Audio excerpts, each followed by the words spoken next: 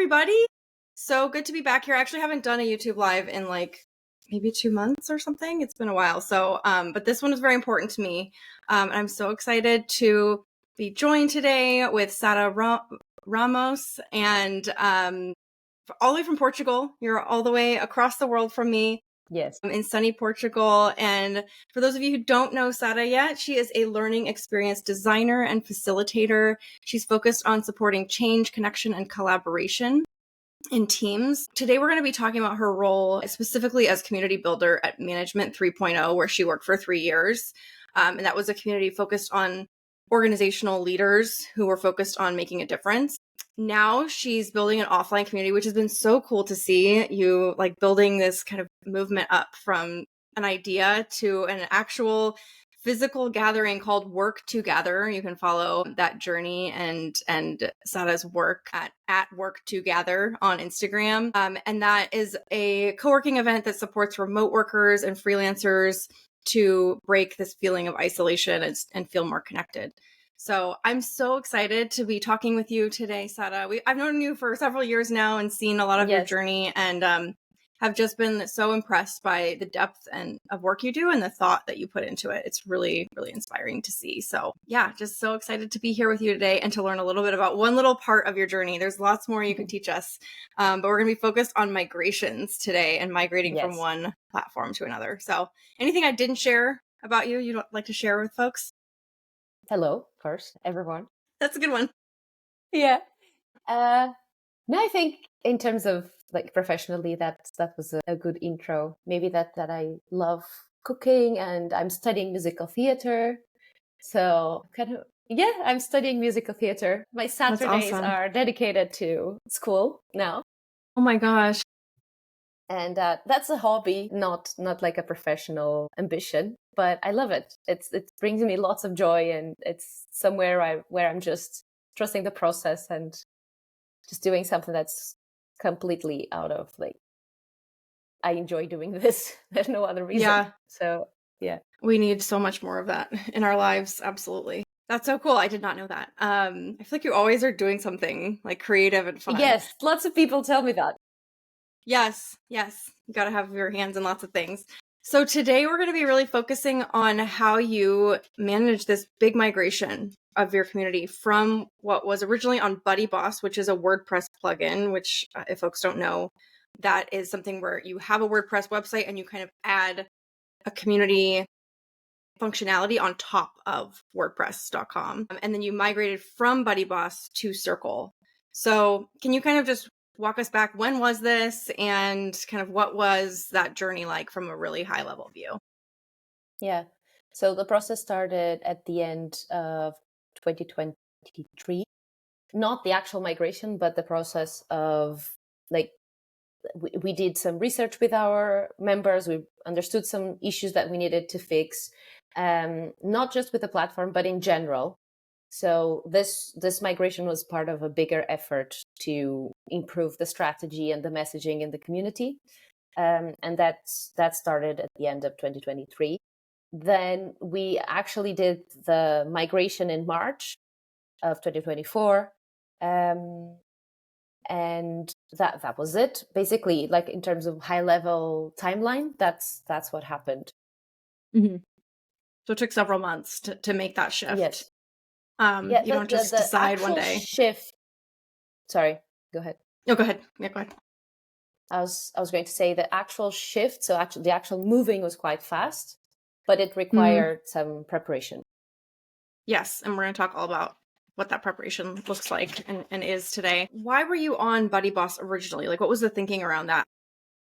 Yeah, when I joined the team, so to give everyone some context, this was a small team of 9 people, 9 freelancers that were doing everything for this business. Okay, so not just the community. The community was a part of the business. Yeah. So I was responsible for this project, and then I had help from our developer, Hanu, our designer, Chad, and our marketing person, obviously Nadine, my huge supporter in this project. But in terms of the technical side, it was mostly Hanu, Chad, and I had an assistant and thinking buddy, Carla, who was helping me, making sure this process worked. So this was part of a bigger company. And all the systems were already set up in WordPress. So when I joined to create the community, they had sort of already decided they were going to go with BuddyBoss. And back then I had no background on online community building.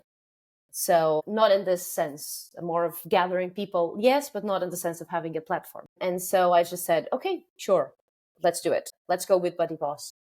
I had worked with WordPress in the past, so I was sort of comfortable with the backend. So, okay, let's go, let's do it. And it really integrated with our other systems, specifically also payment stuff. That was the biggest worry. Another reason was it was very cheap because it's, as you said, it's basically a theme that you buy and then you install it in your WordPress backend. And yeah, so we decided it's cheap. We know sort of how to use it.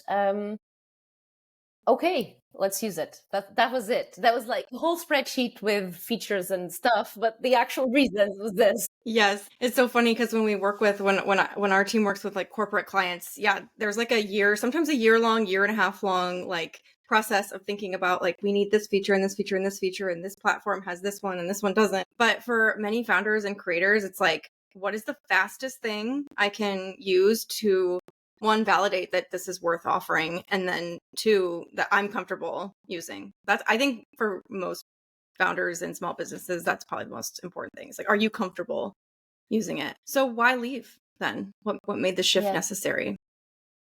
Because it wasn't great. It's probably not a very diplomatic thing to say. It works for a lot of people. But for us, we felt like the user experience wasn't smooth enough for the members and for the team. So the members would complain with like small things like you couldn't like comments. So it's like very small features that would make a difference in the engagement. And for us as a team, the backend was complicated as it is with WordPress, at least the installations that I've interacted with. Yeah. And you always needed an extra plugin for everything. So the biggest example I have is the event calendar. Like I installed, but not I didn't do it. Our developer did. Yeah, you had to have a developer. He installed the theme, and I was like, okay, so now where do I put the events? There's no event, but how? We need a plugin. And then the plugin for the events was for free, but if I wanted to have event reminders, I had to pay for a separate plugin. And so I was like, no, this is too confusing. Yeah. And we still resisted for almost 3 years, because then we changed, and then I left a little bit right after it. Yeah. So lots of plugins. The user experience was difficult. I couldn't send small things like I couldn't send a weekly recap directly through it. So I had to use MailChimp to do that. So not only lots of plugins, but also lots of other tools. And the one big thing that it was actually our members telling us that they wanted, it didn't have an app.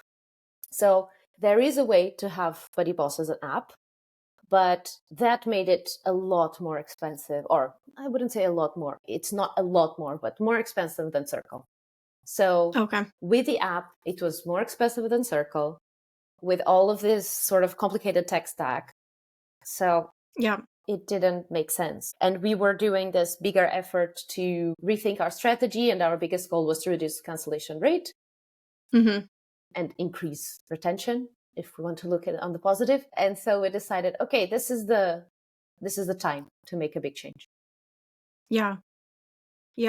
So many reasons that I'm hearing from you. One, it actually got expensive. It didn't seem like it at first, but you start adding on thing after thing after thing. Expensive both in time, or both in money and in the time that's taking your team and your developers to like build all these things. Yeah, and the complexity. Yeah. It's the human error was very, very, it was bound to happen, and it had happened. And it happened actually. So it's just make it simpler. That's the only thing. Yeah.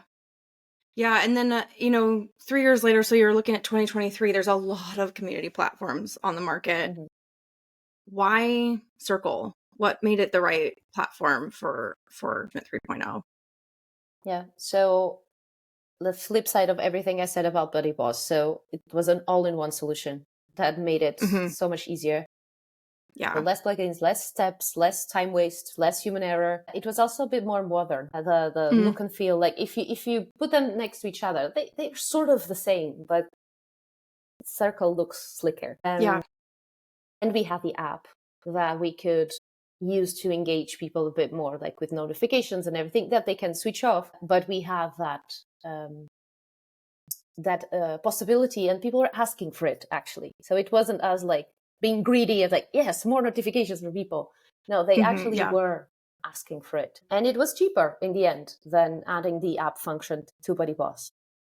And to be honest, it was also a matter of familiarity. Like, I knew Circle from a user point of view as a member, and our members already, some of them knew Circle. So it was there. Like, Yeah. this one works. I Yes. don't like analyzing all the different options. That brings me a lot of overwhelm. Yeah. So I just rather like, I know this one works, I'll choose this one. So Yeah. yeah. Well, and like I said, like, it's not a small thing for it to be comfortable for you, Mhm. and especially for your members. Like, I think that's more important than maybe any other factors. Like, are you comfortable in the back end managing it? Is it easy? And then do your members feel like this is an easy thing that they can incorporate into their lives? Yeah. Because they're busy leaders. Like, they don't have time to be figuring out WordPress login and like, where did my password go and all these other things. So yeah. So now let's talk about the actual migration process. I know that the actual flipping the switch on is one thing, but preparing for it, getting the strategy right, making sure there's so many little details for a migration, from like making sure that the usernames and logins port over if you decide to do that, to like all these other factors. So what did you do to prepare for the migration? That's a big question. You can kind of break that down however makes sense to you. Yeah, I have some notes here because it was a process. Yeah. It all started, and I cannot highlight this enough. It wasn't just a migration. So it started, as you said, with what is the strategy? What are we changing? Because it's such a big change. It's such a big, It's huge. pivotal moment in the community that you just need to make the most of it. So if we were going to change something, people have to go to the new platform and feel like, okay, like there's something here. There's this breath of fresh air. And maybe you have some thoughts on this, like if you should couple changing platforms with changing other things. There are pros and cons for that. But for us, we decided to, just make call it a revamp, and we called it like changing houses. And we use that metaphor a lot in our communication. Yeah, I love that. Yeah, so we started in 2023 with member research, and here people told us that they wanted more connection, more collaboration. They wanted to blend this into their daily lives, like the engaging with the community. And there was this idea of blending curiosity with focus. So we wanted to give like a place for people to explore, but also then focus on the things that they wanted to get done. Making decisions on what and how they interacted and what they are going to get done. So that this was like the big picture in terms of where we were heading. And at that time, we also hired someone to help me, because to make such a big change, and I was the sole responsible for this community in terms of strategy and making it happen. I have my colleagues for the technical side, but I had to tell them what to do. So just that's the hard bit, is telling people what to do. Then, oh my gosh, yes. right, just It's like all on your figuring that out. shoulders. Yeah. Yeah. Like that leadership is really, really hard. So I needed someone to help me. That's when Carla came in. And so that was like the big chunk of like preparing in terms of resources and direction. Yeah. Then in January, we started implementing the strategy. We revamped the messaging as well. We created a purpose statement and a tagline following actually your guidance. I was part of your program, your community. It was super, super valuable for this, to have some sort of steps and paths to follow to do it. So we collected feedback, and so then we knew, okay, this messaging is resonating, this purpose statement is resonating. So, okay, we are going to use this in the move as well. Another thing we did then, this goes into February. In terms of on the technical side, we worked with Circle, with their team, to make the migration. So Circle has a really great, I think it's a great service, free service, to help you migrate your payments, your members and your payments from one platform to the other, which is the biggest unknown and technical issue, right? Yeah. You have a And lot it more threatens experience with revenue. migrations.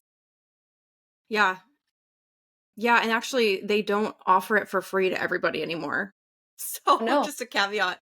Okay. They do for large communities, and they have a DIY service that they kind of support you through now. So I just don't want people to watch this and especially like a year from now or something and think, oh, Circle's going to do this for me. Because I ran into that with a client recently, and I was like, wait, I thought you all did this. And then so it's even more helpful then to have like a partner, someone you can bounce ideas off of through that, and make sure that payments process does not get messed up. That is, I think, like just so crucial that you don't lose revenue during a migration. That should not happen. Yeah. So that was our biggest concern. Actually, when I sort of sold this idea of changing platforms to the team, I managed expectations and I told them, we are going to lose people. And then when I figured that Circle have a service, I was like, we are not going to lose people. At least that's huge. Not revenue. Yes. Because then you may lose people in other ways, and we'll talk about it. So we started the process with Circle. We had a sales call to understand which plan was the best one. Then with a migration team, and that was really a collaboration between the Circle team, our developer, and me to make sure everything was aligned. And it was in the end, I don't know the technical side of it, but in terms of infrastructure, it was pretty simple because we were using Stripe and Circle uses Stripe. So it was just a matter of making those two Stripe accounts match. Connecting them. Yeah. Yeah. There was one issue here. We were also using PayPal, and Circle does not support PayPal. So we had to let people know, the people who were using PayPal, and they had the option to move to credit card and stay on Circle or remain in PayPal. And we were able to manage that. Just separate. You just dealt with that separately. Yeah. So their membership payment is not dealt inside Circle. It was managed separate elsewhere. We just had to cancel their membership in case they cancel inside Circle. Yes. So we worked with Circle for that. That was February.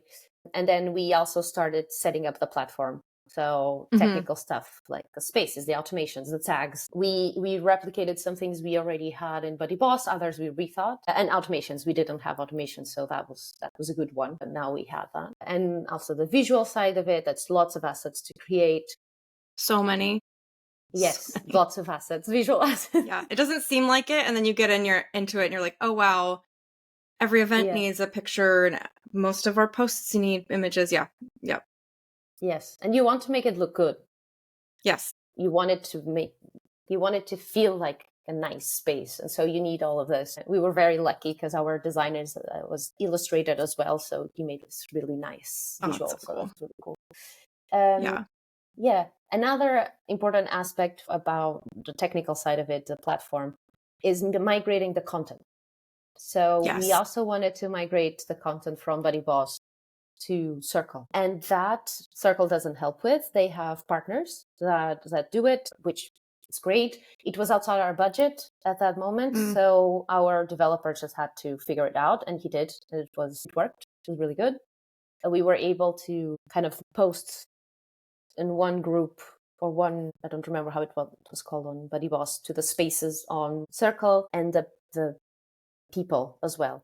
This was a bit complicated and difficult to understand for us. Yeah.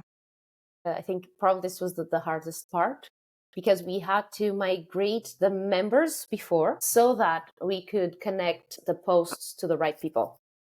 Right? Yes. Yep. I don't know how Hanu did this, but he did. And I'm it's all very behind grateful. the scenes. Yes. Yeah. Just so I can clear. So the process was like you migrated their profiles over, but at that point they probably didn't know that you had migrated their profiles over. You're just doing this in the back end, and then you're migrating the content and like tying it to their member ID in Circle. Yes. Like they weren't aware of this. Your members weren't aware. No, this was a long time ago. And so I was going back to my notes. I'm not 100% sure here that they didn't know, because we had an issue. We had to postpone the launch date. And I went back to my emails, and I remember that we had to tell them, like, you are on the platform, but do not enter. Like, we had to send this not very helpful Yes, right. Oh my gosh. I Yeah. bet so many people were like, okay, I'm definitely gonna log in now. Yeah. And because this is a good thing with in this community, it might not work in others, but I'll share, maybe it's useful. It was a lot about humor, and Mm, the environment was very light, So yes. because we were using this analogy of changing houses, we just found a GIF from friends. I don't know their names, but they were like moving a The couch. couch. You know the GIF? Yep. The Moving pivot. a couch. Yeah. Yeah, the pivot. Yeah, exactly. And so we found that GIF and said, okay, the couch didn't fit. So we are Mm-hmm. finding a new one. Hang tight. We will make it work. Like 2 more Yeah. days, the couch will be here. And So it funny. worked in the end. Yeah. Yeah. Yeah, that's so important. Like I love the idea of like making humor one of the kind of cornerstones of this, and it works really well, like you said, with the metaphor of moving houses, because if someone has ever had a drama-free move, even if they move Yeah. next door, like I would love to know. Unless they just hired somebody to do everything for them, but somebody somewhere had some drama with it. So, yeah, it's so important because there's going to be little tiny things. You can't control every last little bug or issue, and there's Yeah. just stuff's gonna happen. Yeah. Yeah, I Yeah. love that. And I think we could have been more clear on this process. I remember it was like a friction point there because we Mm, didn't fully understand what the circle team told us. And yes, so there was some miscommunication. So that was something that I'll try to improve next time. yeah, But as you said, even then, if I had understood everything perfectly, something was going to happen. And so keeping it light and letting the participants, the members know like something will go wrong and you will yeah, be there with us. So yes, just, yeah, yeah, we're in this together. yeah, Yeah. yeah, yeah. There's a lot of like the little tiny features, and if you're not really familiar with Circle, you might not realize it. But there's like little checkboxes sometimes in places where it's like if you don't unclick that checkbox, it will trigger emails that will go out to folks, for example, and like automatically invite them to the community before you want them to. So that's where it's like having someone, whether it's the Circle team or someone else on your side, is just so important because there's all these just tiny details in a migration. Yeah. And for when you miss those tiny details, there's laughter. Like, what other Yes, choice do we have? exactly. Oh my goodness. Yeah. Yeah. Yeah. So So, another thing yeah, we go ahead. did there. Yeah. Go ahead. Another Yes. thing we did to prepare still during February, it was not about the platform. It was something that really helped us. We created a group of people, of members that were like the most engaged or people who we knew had a profile to do this. And we invited them for what we call the Movers and Hypers Squad. And their Love it. role was to test the platform before everyone else joined. So minimize the bug and the sofas in the wrong place. And after that, when everyone else joined, they were the hype squad.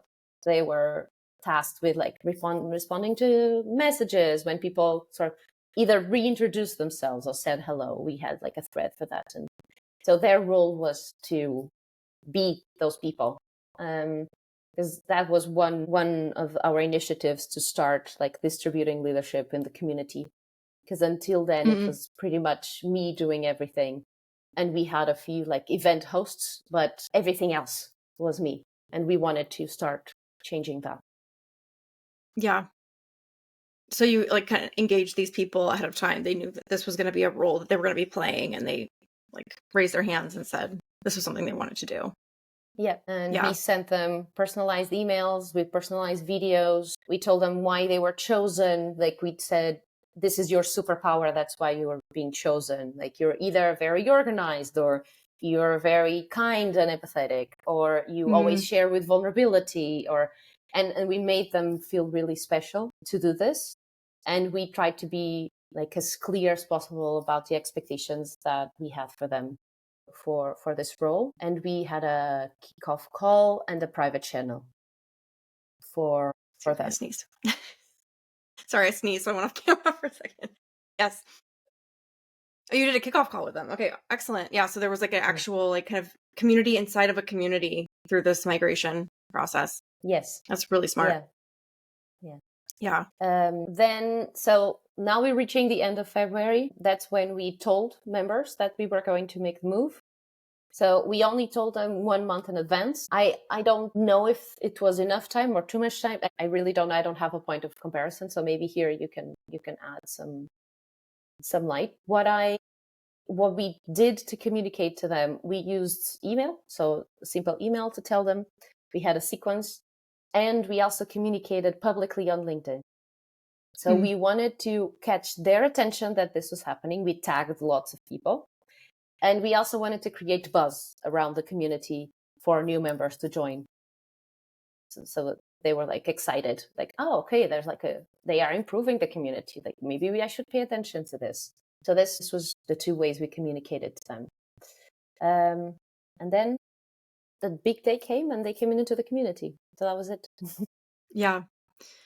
So there's lots of communication, obviously, that has to happen leading up to this. You had mentioned, is a month enough? I've seen like all kinds of ranges from, or letting people know like 6 months ahead of time that something is coming, which I think for most, unless you're a gigantic corporation, I think that's excessive. Like, I don't think people honestly care that much. Yeah. To like the week of being like, hey, here's a thing that's happening.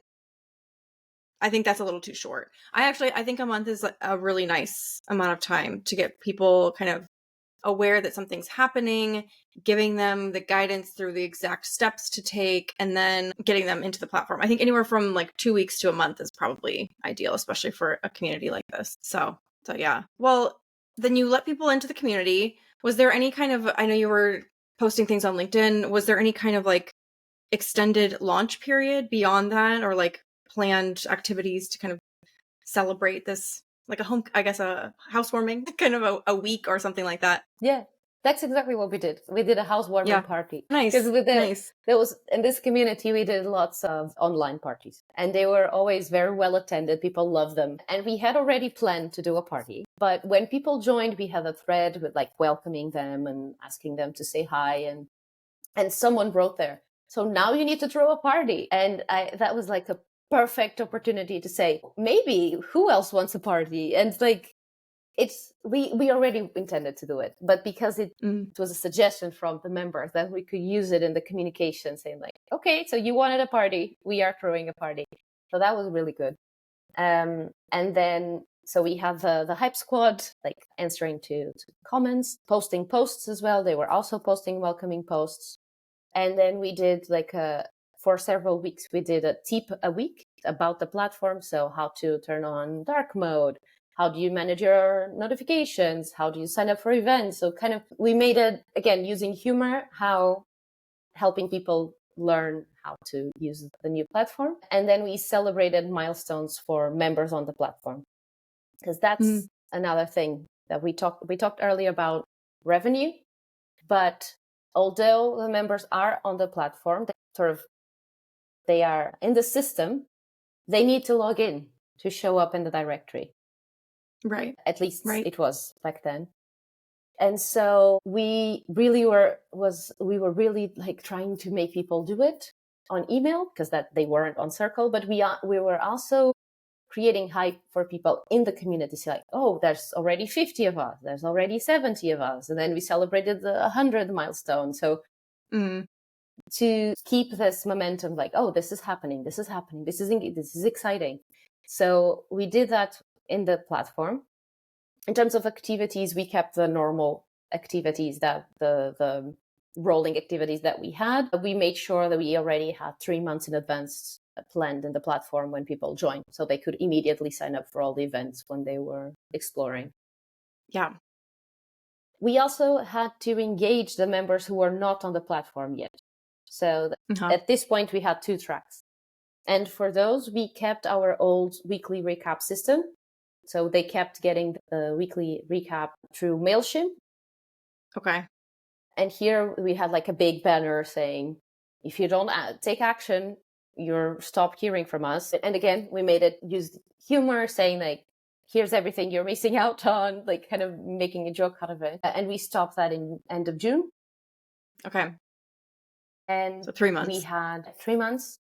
So they stopped getting the weekly recap. And then there was a monthly reminder until the end of last year for them to join Circle. At that point, if they didn't join, they didn't join. That's it. Yeah. So that was, they were still their payment was still going through, but probably at some point they'll be like, I'm paying for something that I'm I not haven't logged in. connected to. Like, what happened? Yeah. So Yeah. at least at that time, they'll get a trigger to do Yeah. something about it. Yeah. Well, I have so many questions about kind of what came out of this and what you felt was successful, and then what wasn't maybe as successful. But in thinking about the results of this, I know you mentioned churn, and you do often lose people, maybe not necessarily from a revenue standpoint, but they don't log in and then you eventually lose them. So what were some of the results that you remember? It's been a bit, but how were you looking at what success looked like, and what did you see after migration?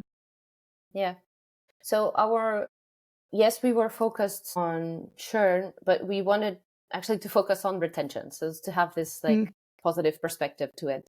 And we wanted people to feel more engaged in the platform. And it did show signs of more engagement. I don't have clear results because I left the company in July. There wasn't enough time to see the 4 months. 4 months retention post-launch. result. Yeah. And we were, most people were on yearly membership. So there wasn't enough data at that time to say. But we did see more engagement, more people replying to comments, posting posts. So that was positive in my perspective that it happened. I wish I had more concrete results to show, but I don't. Yeah. Well, I mean, the qualitative piece of it is still really important. Engagement rates, I mean, that's quantitative. So you can say, like, this was the percentage of members who were actually actively showing up and participating before, and this is what it is after. And you saw that actually increase with the migration, it sounds like. Yeah. And then did your job feel, I mean, 4 months later, did your job feel easier around community management as a result of making the change? Yeah. Okay. Pretty definitively. Yeah. A lot easier. There are still like small annoying things, but that every job has small annoying things. But the platform is so much easier to use. And even for me, just the fact that I had an app, I could just quickly respond to a comment or just quickly fix something on the app, which I couldn't before. It's kind of tethered to my computer if I had to do something on the community. It also made it easier to share like a quick picture of something because I had the app. So yeah, definitely much, much easier. We also could use automations for the first time. So that was also another good thing. Yeah. So definitely easier.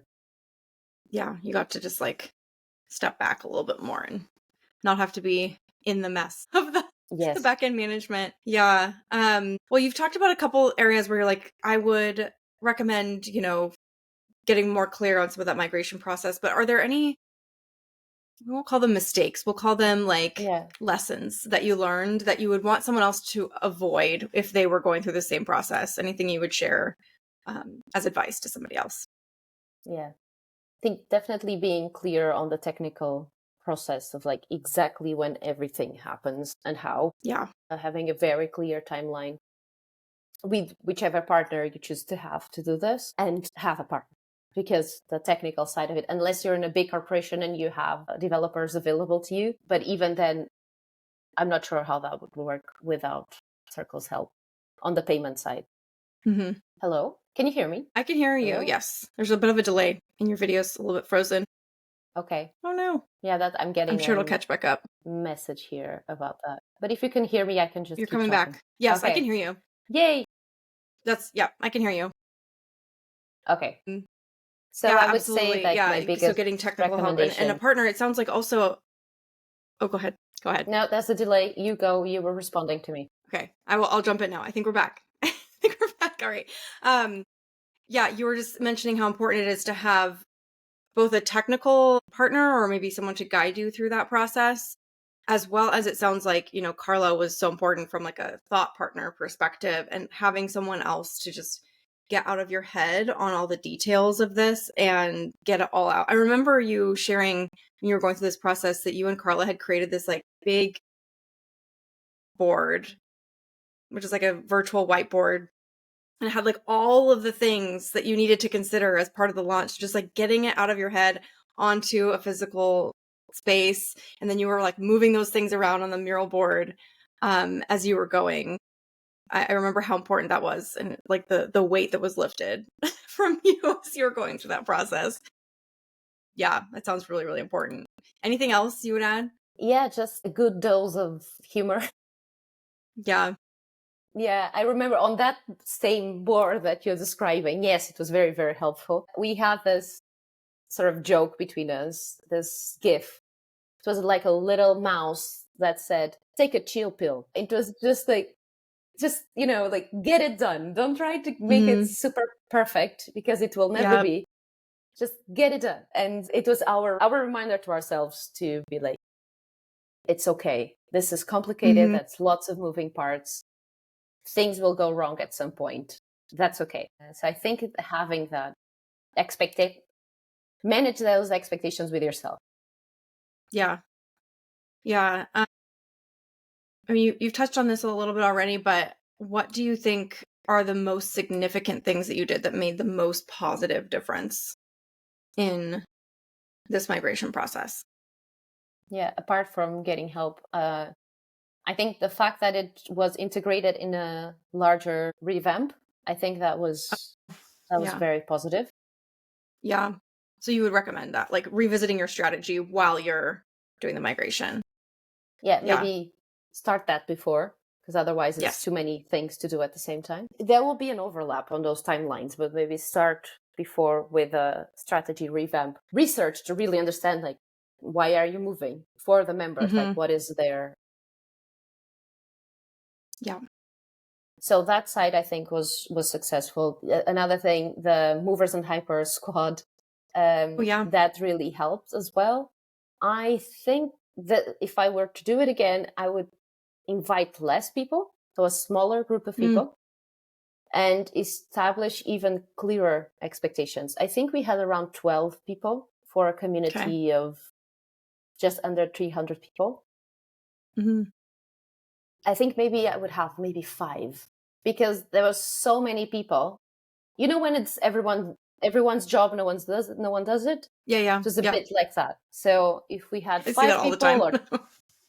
or 3 Yeah. people, like Yeah. they knew it was, they had to do something. So that would make them even more engaged, and establish really clear expectations. You should answer every post with a comment, even if it's one emoji, or Mm-hmm.